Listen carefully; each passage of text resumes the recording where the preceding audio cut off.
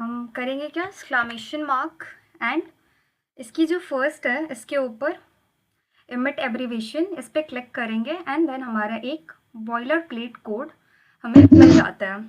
इसमें क्या है, बॉयलर प्लेट कोड से इसके बिना आप HTML पेज को रन नहीं कर सकते हो इसके बिना। तो अगर ये आप लिखोगे तो ही आपका पेज रन हो पाएगा। तो ये हमारा बॉयलर प्लेट कोड होता है। एंड दूसरा है टैग्स।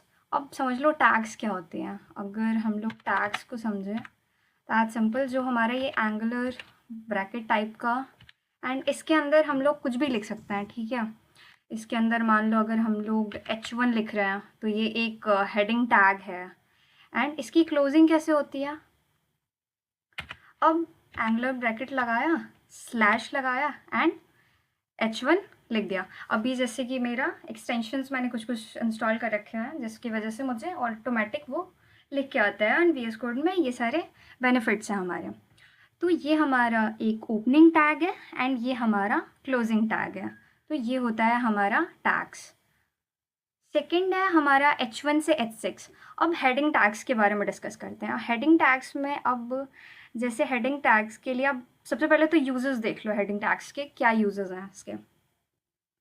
अगर हम लोग इस वेबसाइट पे आए तो अगर हम लोग बात करें तो ये लेटेस्ट स्टार्टअप कवरेज, ये क्या है, ये एक हेडिंग टैग है, ठीक है। ये मे बी H3 हो सकता है, H4 हो सकता है, H1 भी हो सकता है। इट डिपेंड्स कि अब देखो, डिपेंड ये करता है। अब ये भी हेडिंग टैग है, ठीक है। ये H2 हो सकता है मे बी, और ये जो है ना, ये भी एक हेडिंग टैग है। अब यहाँ पे डिफरेंस है। अब हमारे पास कितने टाइप के हेडिंग टैग्स हैं, हमारे पास H1 से लेके H6 तक हैं। हम सबको पता है कि सबसे बड़ा हमारा H1 होता है, सबसे छोटा हमारा H6 होता है। अब डिपेंड ये करता है कि हमें यूज़ क्या है। अब जैसे मान लो इस वेबसाइट को जब हम लोग बना रहे थे तो यहाँ पे हमें मे बी H2 की नीड होगी, यहाँ पे हमें इस साइज़ का दिखाना हो, इस तरीके की हेडिंग दिखानी हो, तो यहाँ पे हम लोग H2 का यूज़ करा हो। उसके बाद अगर मान लो हमें कार्ड्स के अंदर कुछ चीज़ें छोटा सा, हमें उससे छोटा दिखाना हो, नॉर्मल से टेक्स्ट में हमें दिखाना हो थोड़ा उससे छोटा, तो वहाँ पे हम क्या यूज़ कर सकते हैं, यहाँ पे हम लोग H5 में भी यूज़ कर सकते हैं, H4 यूज़ कर सकते हैं। तो इस डिपेंड करता है कि हम क्या यूज़ कर रहे हैं। H1 से H6 हमारे टैग्स होते हैं जो हेडिंग के लिए हम लोग बेसिकली यूज़ करते हैं, वो हमारा हेडिंग टैग कहलाता है। आई होप आप लोग को दिक्कत नहीं हो रही होगी इसमें। अब मान लो P टैग क्या है, पैराग्राफ टैग। और पैराग्राफ टैग की बात करें तो अब ये क्या है, ये जो नीचे हमने कंटेंट कुछ लिखा हुआ है, कार्स 25 एक्वार्स टीम PHP एंड ऑल, ये क्या है, ये एक पैराग्राफ टैग हो सकता है। अब पैराग्राफ टैग तो है ये। अब पैराग्राफ टैग में मान लो नॉर्मल हमने क्या लगाया, P टैग लिखा एंड P टैग के बीच में हम लोग ये अपना कंटेंट लिख देते हैं। बट मान लो अगर मुझे यहाँ से इसके नीचे से कुछ ब्रेक लगाना हो, इसके नीचे नेक्स्ट लाइन पे मुझे स्विच करना, लेट्स इसको एक बार एग्जाम्पल के थ्रू देख लेते हैं। और मान लो तुमने लगाया P tag and P tag के अंदर एक ये होता है lorem 7, ठीक है। अब इस पर अगर हम लोग करते हैं एंटर तो हमें एक लॉरम का टेक्स्ट मिल जाता है, जो नॉर्मल अगर हमें कुछ डमी टेक्स्ट वगैरह दिखाना होता है जिसके लिए हम लोग यूज़ कर सकते हैं इसको। लॉरम भी कर सकते थे, उसकी हमें थोड़ी सी लंबी लाइन आती है, और लॉरम 7 में हमारा 7 वर्ड्स आते हैं एक सेंटेंस में, ठीक है। अब एक चीज़ और, एक लाइव सर्वर नाम का एक्सटेंशन होता है। तो सिंपली आप लोग एक्सटेंशन में जाके सर्च कर लेना लाइव सर्वर।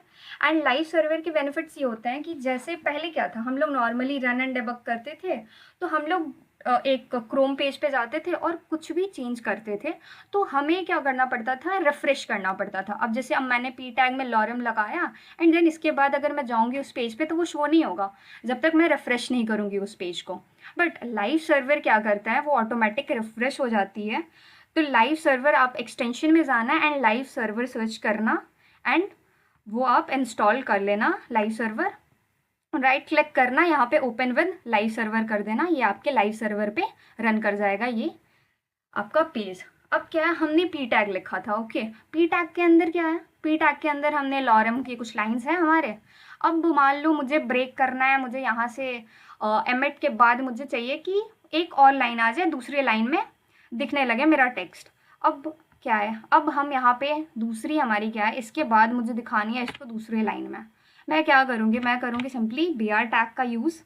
बी आर लगाया, बी आर क्या है, बी आर एक सेल्फ क्लोजिंग टैग है, एंड बी आर लगाया एंड मैं अपने उस पेज पे गई एंड ये रिफ्रेश हुआ और ये ऑटोमेटिक हमारा दूसरे लाइन में शो होने लगा।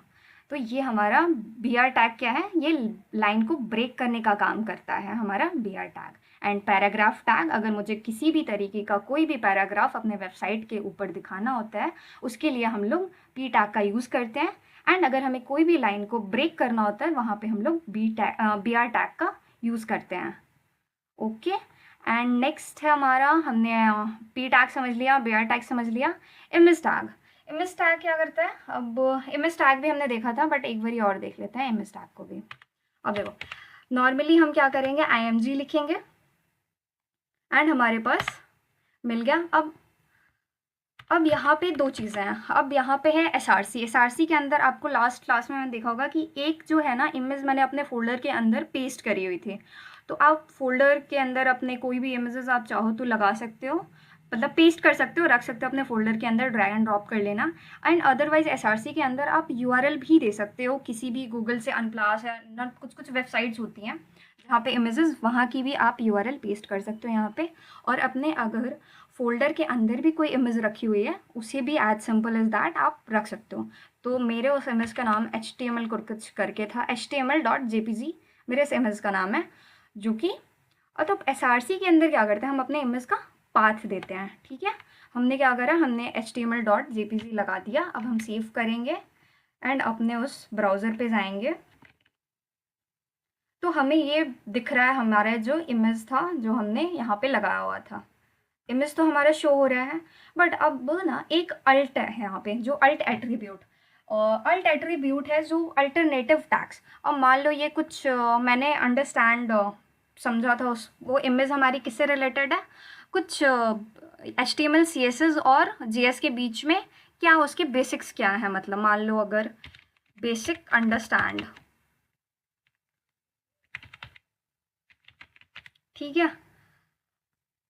अब हमने क्या करा, अल्ट टैग के अंदर लिख दिया कि वो कुछ इमेज है समझने के लिए। ठीक है, नॉर्मल हम लोग अंडरस्टैंड लिख देते हैं कि इस इमेज के बिहाफ पे वो दिखे। अब जैसे अब SEO में क्या होता है ना, SEO में हम लोग को सर्च इंजन ऑप्टिमाइजेशन हमारे भी वेबसाइट जो होती है, ठीक है। अब होता क्या है कि गूगल पे रैंक करती है, जैसे कि अब सेम टाइप की वेबसाइट्स हैं, होती हैं बहुत सारी। अब अपने वेबसाइट को रैंक करने के लिए गूगल पे SEO का यूज़ करते हैं। अब अपने फ्रेंड को SEO फ्रेंडली बनाने के लिए अब हमें जब भी हम इमेज लगाएंगे तो ऑब्वियस है कि अल्ट टैग के अंदर हम लोग उससे रेलेवेंट नेम देंगे। अब हम लोग अबाउट का कुछ इमेज लगा रहे हैं तो ऑब्वियसली हम अल्ट टैग में अबाउट नेम रखेंगे अपनी उस इमेज की, अल्टरनेटिव नेम।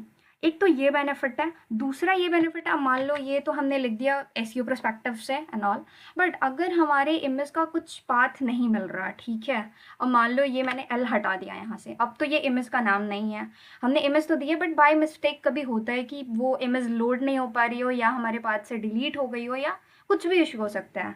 तो उस केस में हमें क्या दिखे, उस केस में हमारा जो अल्टरनेटिव नेम है वो दिखे।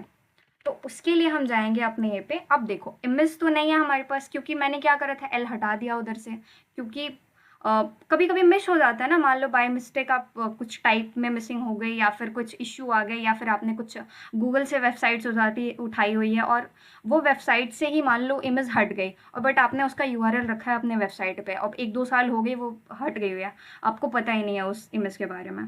फिर अल्टरनेटिव टेक्स्ट वही करता है कि अब मान लो यहाँ पे मुझे ये तो पता है कि ये इमेज किस चीज़ की है। अब मान लो यहाँ पे कोई अबाउट का इमेज लगी होती तो यहाँ पे हम अबाउट लिख सकते थे, यहाँ पे मान लो कोई घर का इमेज है तो हम घर लगा सकते हैं, घर लिख सकते हैं, होम लिख सकते हैं। तो ये सब चीज़ें हम लोग अल्ट टैग के अंदर लिख सकते हैं। तो बेसिकली आपका इमेज टैग ये होता है। ओके, इमेज टैग, ए टैग एंकर टैग बोलते हैं इसको। एंकर टैग भी हमने ऑलमोस्ट कल समझ लिया था। ए टैग में सिंपली आप ए टैग का एक और एग्जांपल मैं आपको बताती हूँ, ए टैग के अंदर क्या करना है। अब देखो ए टैग का ना और भी यूजेस है, अब जान लो। अब जैसे कि अभी मैं स्टार्टअप हब पे हूँ, ठीक है, अब मुझे इस लीगल रिपोर्ट्स पे जाना है, तो मैं क्लिक करूँगी लीगल रिपोर्ट्स पे एंड मैं लीगल रिपोर्ट्स पे लैंड कर गई। अब यहाँ पे भी चेंज हो गई, मेरा पाथ जो है वो अब चेंज हो गया, themaximusreport.com/legal reports, वो मुझे पहुँचा दिया लीगल रिपोर्ट्स पे। बेसिकली इसको आप लिंक्स भी बोलते हो, इसको आप हाइपर लिंक भी बोलते हो। तो यहाँ से वहाँ जाने में अब सिंपली करना क्या होगा, एंकर टैग के अंदर क्या करोगे आप, अब यहाँ पे एक स्टार्टअप हब नाम का पेज होगा, एक लीगल रिपोर्ट्स नाम का पेज होगा, एक क्यूरियोसिटी नाम का पेज होगा, एक योर स्टोरी नाम का पेज होगा। ये सारे क्या हैं, अलग अलग पेजेस हैं हमारे। अब क्या करेंगे, सबको एक दूसरे से लिंक करेंगे, हाइपर लिंक करेंगे। अब स्टार्टअप हब पे हो तो लीगल रिपोर्ट पे जाना है तो उसको एंकर टैग के अंदर लिख दो, अपने पेज का नाम, लीगल रिपोर्ट्स आप अपने पेज का नाम लिख दो एंड वो ऑटोमेटिक है आपको लिंक कर देगा आपके एक पेज से दूसरे पेज में। तो ये बेसिकली एंकर टैग का ये भी काम होता है। एंड किसी वेबसाइट पे आपको लैंड करना है, जैसे लास्ट टाइम हमने देखा था गूगल पे हम लोग लैंड करे थे, तो वो चीज़ें हैं। अब जब हम लोग 3 पेज वेबसाइट जब बनाएंगे आपके प्रोजेक्ट के लिए, तो उसमें ये सारी चीज़ें आपको दिखेंगी। जब हम लोग नैव बार बनाएंगे तो फिर एक पेज से दूसरे पेज में जब हम लिंक करेंगे तो वो सारी चीज़ें आप लोगों को देखने को तब मिलेंगी।